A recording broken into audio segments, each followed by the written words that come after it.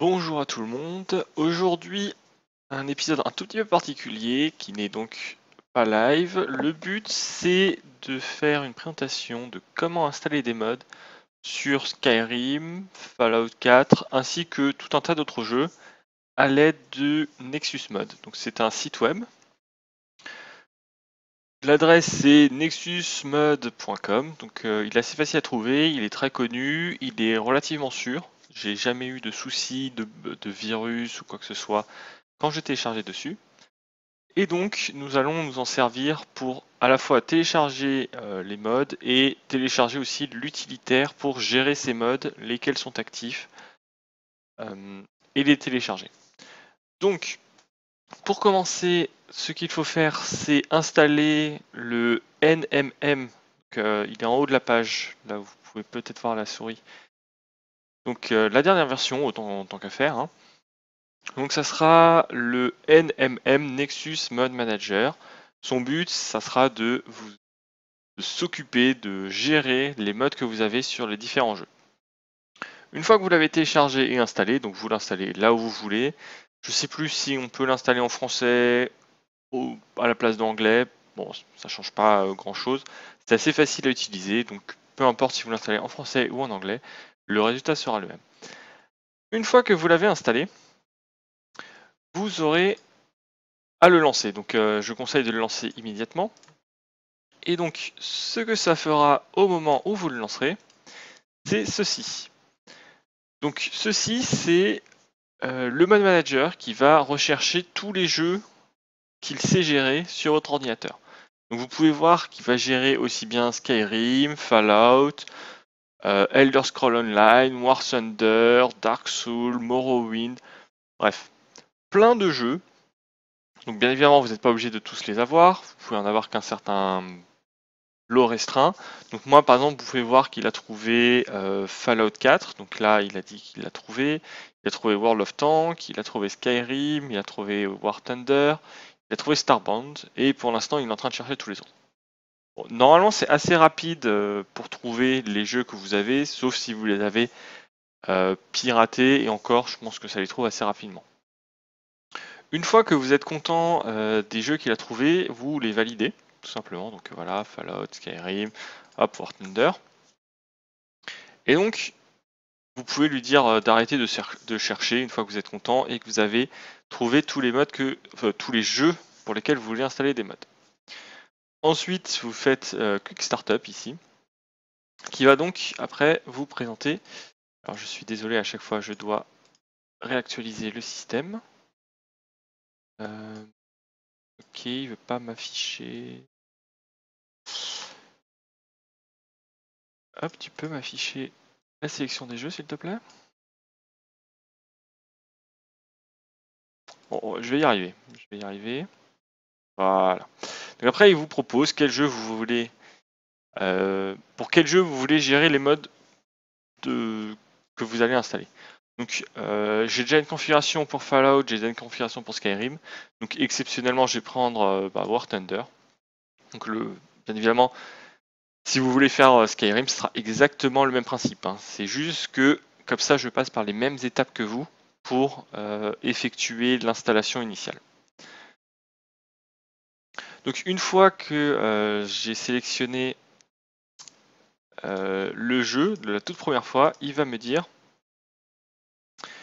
que voilà, j'ai besoin de configurer initialement le système pour le jeu spécifique que j'ai sélectionné. Donc si j'avais sélectionné un jeu que j'ai déjà configuré, je n'ai pas besoin d'y passer. C'est seulement un nouveau jeu que j'ai pas encore configuré qui doit y passer. Ensuite, une fois qu'il a fait cela, on a donc ce magnifique menu de setup du jeu en question. Alors, hop. Alors, là-dessus, tout simplement, il n'y a pas de grand-chose de très intéressant, de très compliqué, pas beaucoup de choses à changer. Le première ligne, c'est là où vous voulez qu'il enregistre les modes qui ne sont pas actifs. Donc en fait, il va télécharger les modes et vous devrez les activer et il les mettra dans les bons répertoires. Si vous avez un disque dur de stockage, par exemple, et un disque dur de jeu, autant que ce lien soit vers le disque dur de stockage. Voilà. Pareil pour le suivant, autant que ce soit sur un disque dur de stockage plutôt que le disque dur de jeu. Ensuite, ici on a pareil l'endroit où il va extraire et installer les mods de manière virtuelle. Donc cela, ça sera l'emplacement où ce sera accédé. Donc autant que ce soit celui où vous avez installé les jeux et non pas celui de stockage. Donc ces deux-là, disque dur de stockage, celui-là, disque dur de jeu. Voilà.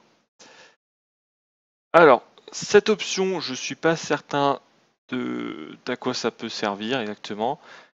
Je pense que si c'est... Alors, il y a écrit que c'est pour si vous avez installé les mods sur un disque dur autre que celui où vous installez les jeux. Donc c'est pour ça que je dis que ici, il vaut mieux mettre le disque dur de votre jeu, ou le SSD bien évidemment, des jeux, et donc vous n'aurez pas activé cette option. Finalement, le dernier élément, je ne sais pas à quoi ça sert. Vous le laissez tomber, vous n'y touchez pas. Après, il n'y a pas besoin d'y toucher. Donc une fois que vous avez fait ça, que vous avez choisi, donc après oui, le disque de stockage ici, le disque de jeu ici, vous appuyez sur Finish. Donc là, il va le lancer. Il va mettre une magnifique erreur. C'est beaucoup parlé. Ah, il veut pas me l'afficher. Ah non, c'est juste parce qu'il est pas devant. Ordre déplacé vers le haut. Non. On va y arriver. Hop, hop. Il veut pas me l'afficher, je ne sais pas pourquoi. Bon, il va vous poser une question. Est-ce que vous voulez un système par catégorie ou pas? Donc par catégorie, en fait, il y aura chaque mode à une catégorie. Donc par exemple, catégorie amélioration visuelle, catégorie nouveau personnage, catégorie nouvel objet. Voilà. Ou alors sans catégorie, ou alors ça sera vous qui devrez créer vos catégories dans lesquelles vous classez les modes. C'est juste pour vous aider à classer vos modes en fonction de ce que vous voulez. Donc si vous voulez des catégories préfaites, vous faites oui. Si vous voulez des catégories non préfaites, vous faites non. C'est assez simple. Donc moi je vais faire oui pour vous montrer. Comme ça vous verrez bien à quoi quelle tête ça a. Et si vous voulez pas, vous ferez non. Donc une fois que ça sera fait, vous obtiendrez cette magnifique fenêtre. Je vais la mettre en tout grand. Voilà. Donc sur cette fenêtre, vous pouvez voir, donc là c'est pour War Thunder, donc vous pouvez voir que j'ai une liste de répertoires, donc ça c'est justement les catégories.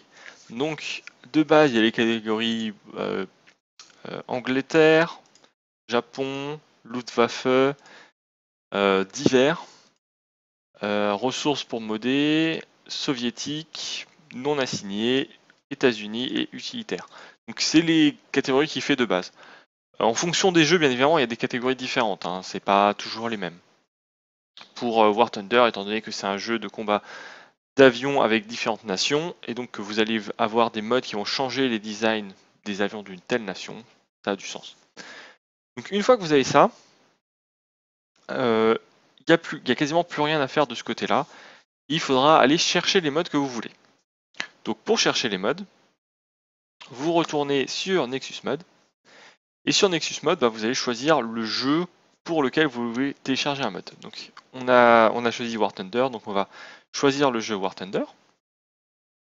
Donc là, on a un Nexus Mode spécifique pour War Thunder. Donc après, vous pouvez ici faire une recherche. Donc si vous avez le nom du mode exact ou son auteur, vous pouvez faire une recherche ici. Sinon, vous pouvez voir dans Files, aussi bien naviguer dans les fichiers, donc vous allez avoir toute une liste de modes affichés. Vous pouvez, donc c'est Browse Files, vous pouvez les voir par catégorie. Donc vous avez à peu près les mêmes catégories que dans le Nexus Mode Manager. Donc vous avez Bretagne, Allemagne, Japon, Russie, Soviétique. Je sais pas pourquoi il y a deux catégories là. Bon. Voilà, vous pouvez voir les nouveaux. Les nouveaux de la journée, bon, il n'y en a pas beaucoup. Vous pouvez voir les derniers ajouts. Donc là, ça va nous montrer les derniers éléments qui ont été ajoutés. Vous pouvez voir ceux qui sont dans le top. Donc vous aurez la liste classée par, je sais plus si c'est par le nombre maximum de votes positifs ou c'est le nombre de téléchargements, je ne sais plus.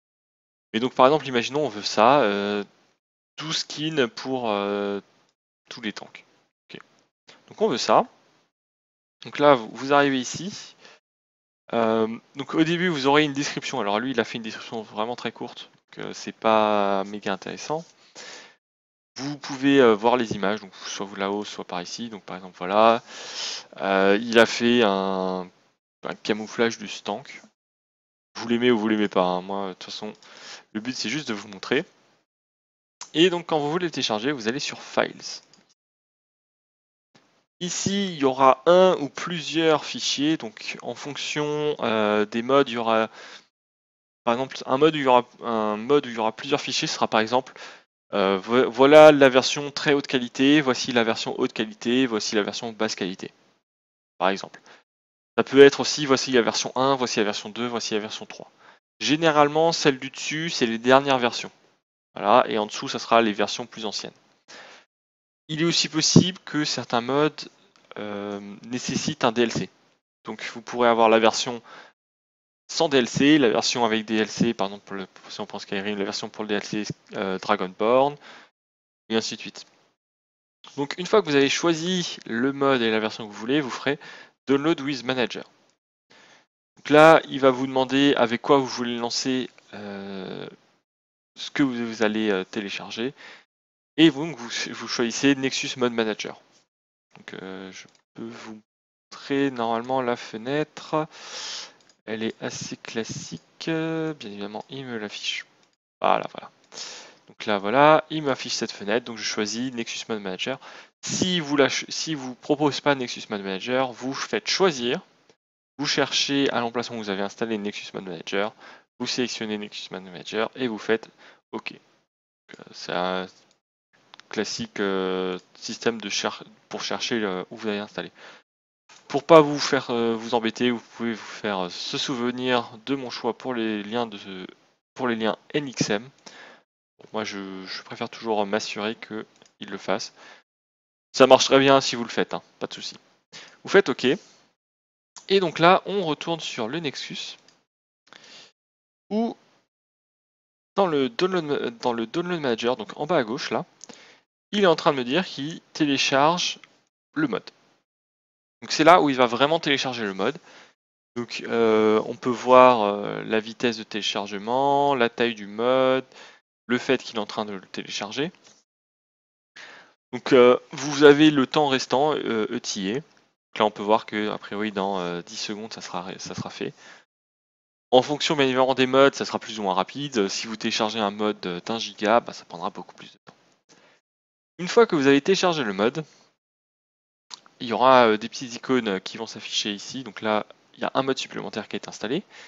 Et vous pouvez voir dans les catégories que le petit dossier, il a un petit 1 au lieu d'un 0.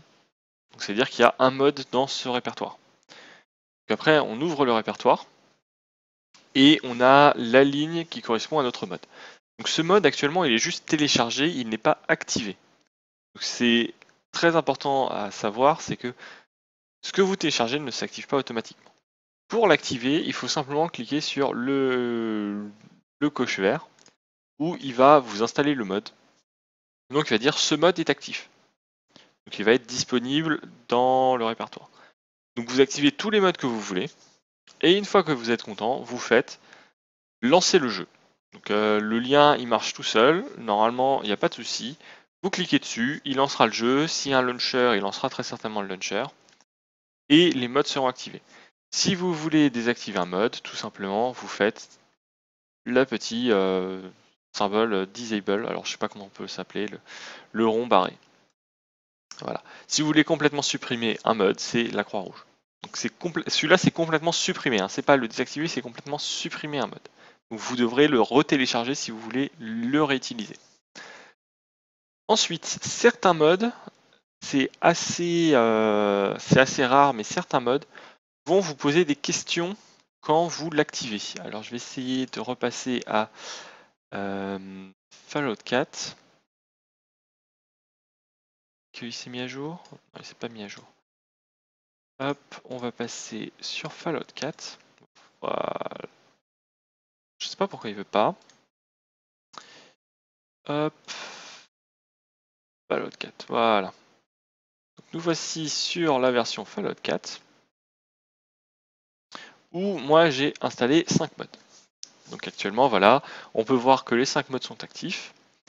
Et si je me souviens bien, ce mode-là, qui est un mode pour choisir combien d'adversaires légendaires je croise, demande des questions quand je l'installe, quand je l'active.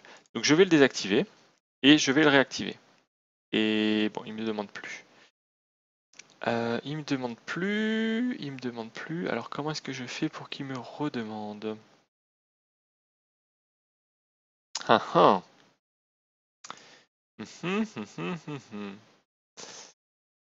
Alors là, je ne sais pas. Je dois avouer que là, je bloque. Bien, bon. D'une manière générale, il va vous poser des questions. Il va vous demander, par exemple pour celui-là, il va me demander combien vous voulez de monstres légendaires qui apparaissent. Donc j'aurai des choix, genre x4, x5, x6, x10, x1000, x10 000. Certains modes, ça sera je veux l'installer, j'ai tel DLC, tel DLC, tel DLC, tel DLC. Certains modes, ça va être je veux installer, je sais pas, la version jeune du personnage et pas la version vieille, ou ainsi de suite. Donc ça, c'est assez simple. Vous pouvez tranquillement configurer les modes qui ont besoin d'être configurés. Donc c'est un processus totalement automatisé où on va juste vous poser des questions, où il faudra cocher des cases et ce sera tout. Généralement, les modes seront en anglais, donc bien évidemment, les questions seront en anglais.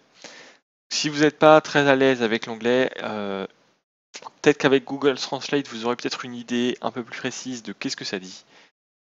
Mais sinon, essayez de regarder pour les noms connus de DLC, parce que si vous allez installer un mode avec une option pour un DLC et que vous n'avez pas le DLC, dans 90% des cas, le jeu crashera. C'est un peu dommage, mais ça sera le cas. D'ailleurs, si jamais votre jeu crash quand vous avez installé un mode, donc ça veut dire qu'il y a une incompatibilité quelque part. Donc la compatibilité peut être liée soit parce que le mode est trop vieux par rapport à la version du jeu, soit parce que vous lui avez dit d'installer une version avec DLC alors qu'elle ne le supporte pas, alors que vous n'avez pas le DLC, ou que vous avez un DLC et que vous lui avez pas dit que vous ne l'aviez pas. Donc ça peut causer pas mal de soucis.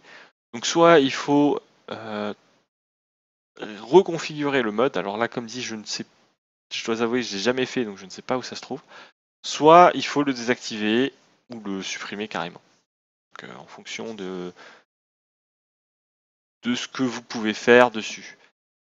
Si vous avez installé plein de modes d'un coup et que ça crache au moment de lancer, la meilleure manière de trouver quel est le mode qui pose problème, c'est de désélectionner, enfin désactiver la moitié des modes, lancer, voir si ça marche. Si ça marche, vous réactivez parmi les modes désélectionnés. Si ça marche pas, vous désélectionnez d'autres modes encore.